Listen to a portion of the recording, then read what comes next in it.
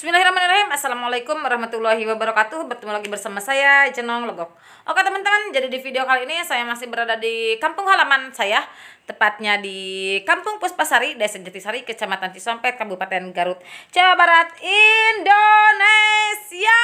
Hidup. Oke, jadi di video kali ini saya akan membahas tentang anis merah, dan di sini yang akan saya bahas adalah bagaimana cara untuk menaikkan emosi anis merah kita itu, karena kalau burung ada birahi tapi emosinya kurang, itu burung akan gacor, tapi itu kurang ngotot, kurang enak, kurang gemes, dan juga kurang geregetan.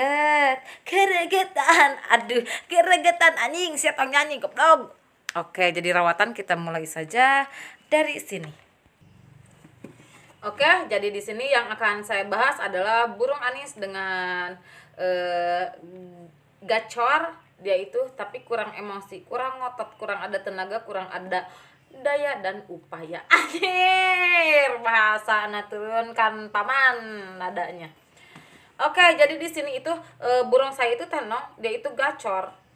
Perbedaan gacor yang kurang emosi dan kurang birahi itu cuma beda-beda tipis. Iya. Jadi kalau burung dengan emosi itu biasanya gacornya itu burung birahi dan emosinya stabil, dia itu gacornya itu cocor enak, dia itu telarnya itu enak. Berbeda halnya dengan burung yang dia itu birahi sudah tinggi tapi emosi kurang. Biasanya dia itu cuma gacornya itu kadang-kadang dia cuma pasang badan, gacor enggak. Nah, itu biasanya juga tanda-tanda burung kita itu emosinya masih standar.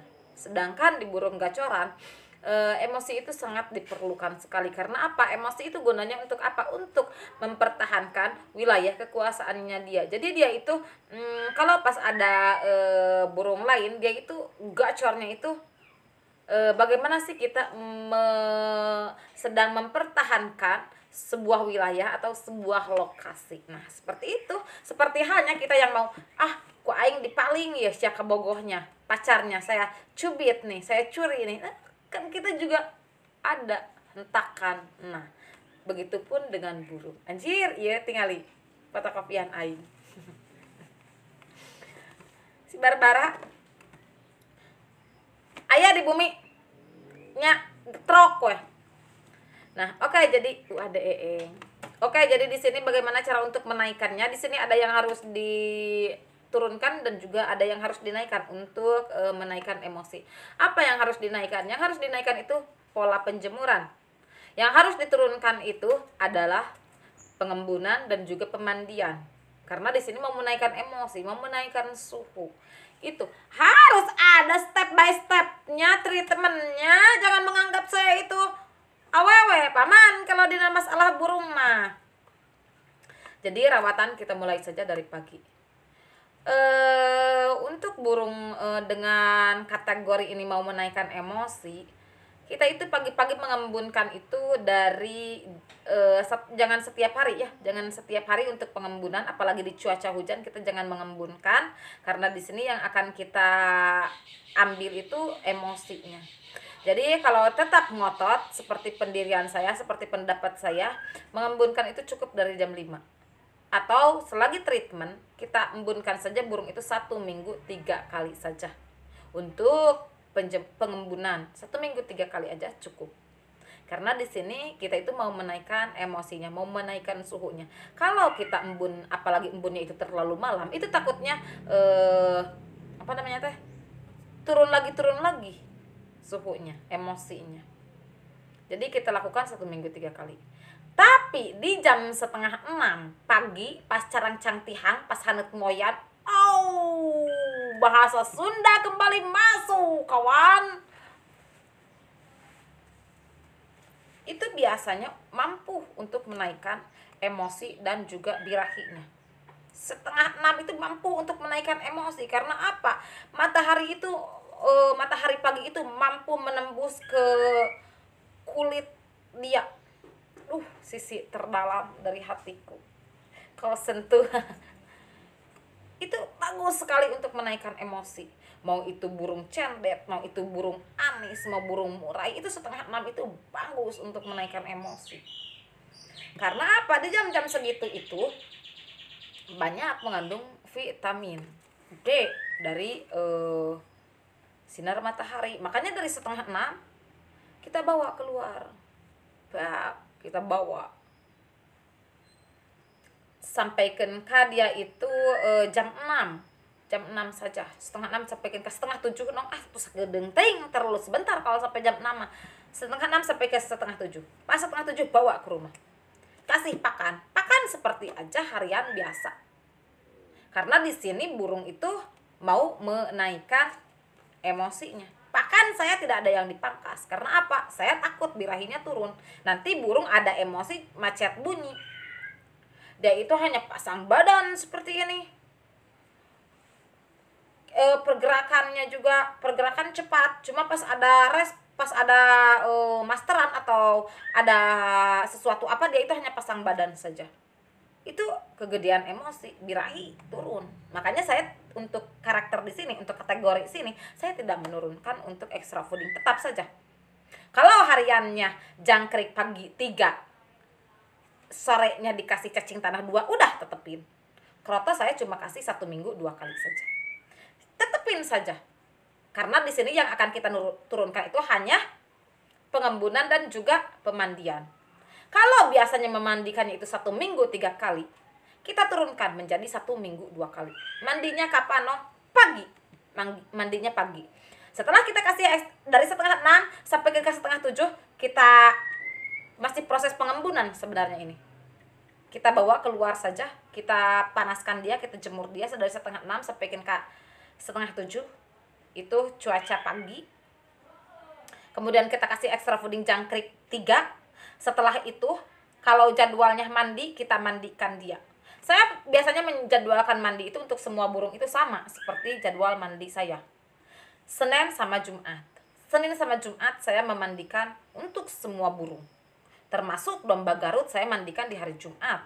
1 minggu 1 kali untuk domba Garut itu saya mandi di hari Jumat. Guyang ke balong saya itu, balong abah yang banyak ikan mas gede bitis aja, si kumpai namanya. Orang Sunda pasti tahu si kumpai. Nah, itu biasanya yang saya lakukan.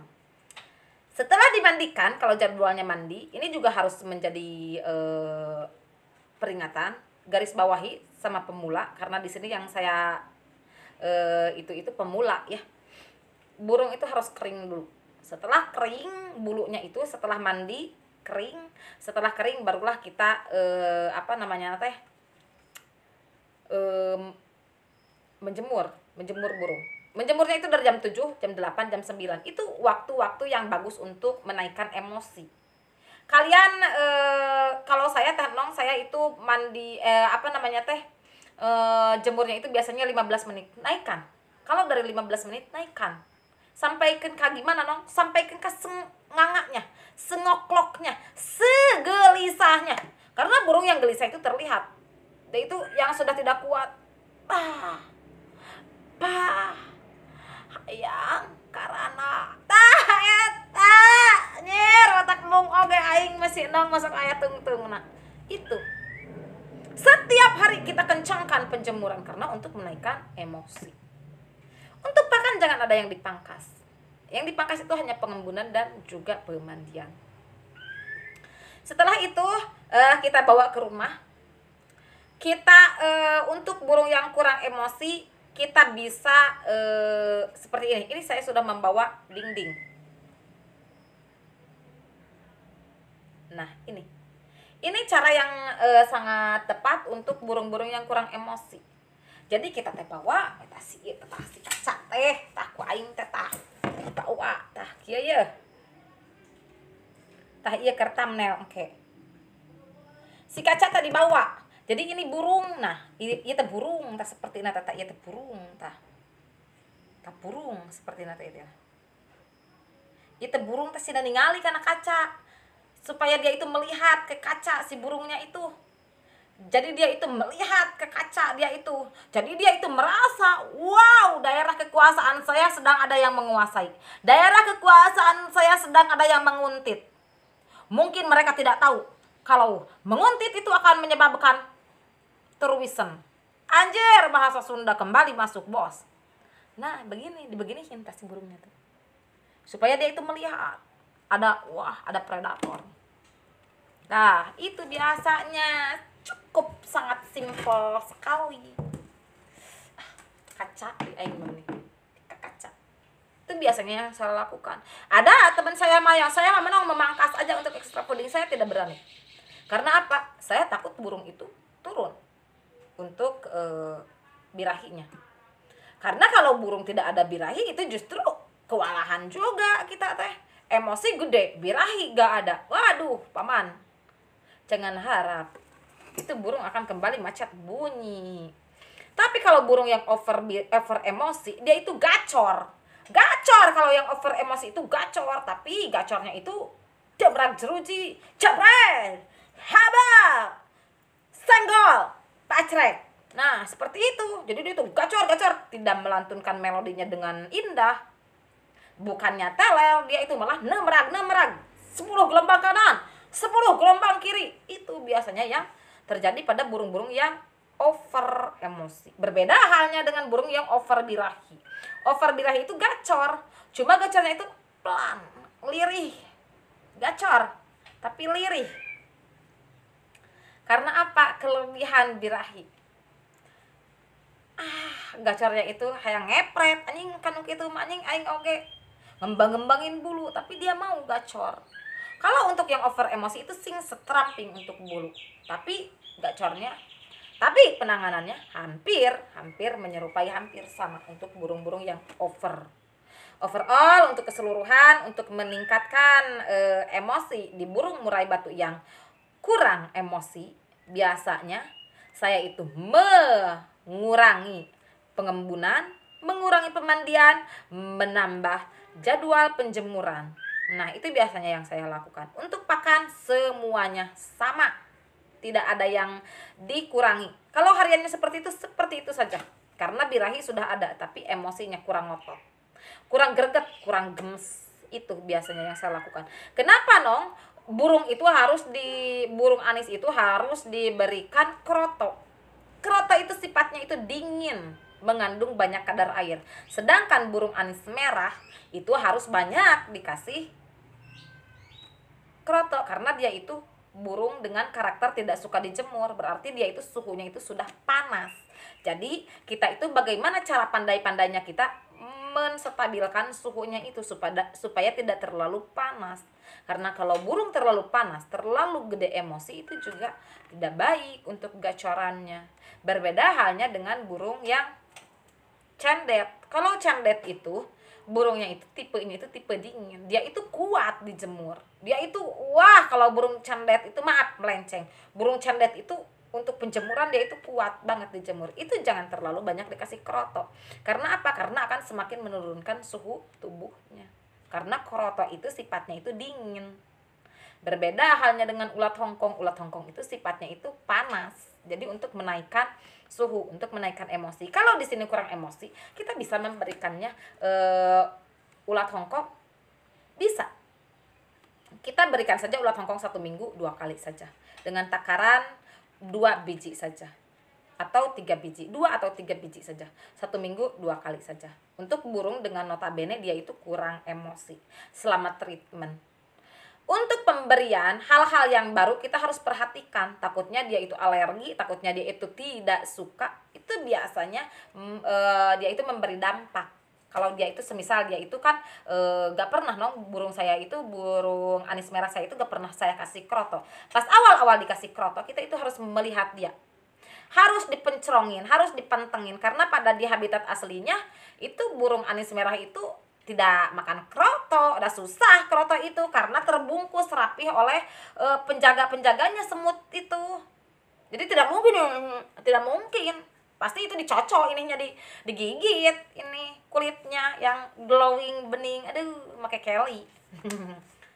Itu biasanya harus diperhatikan karena tidak semua burung itu suka dengan kroto. Ada beberapa burung itu yang alergi terhadap kroto. Alergi itu dia itu langsung gisik-gisik, langsung garuk-garuk ini.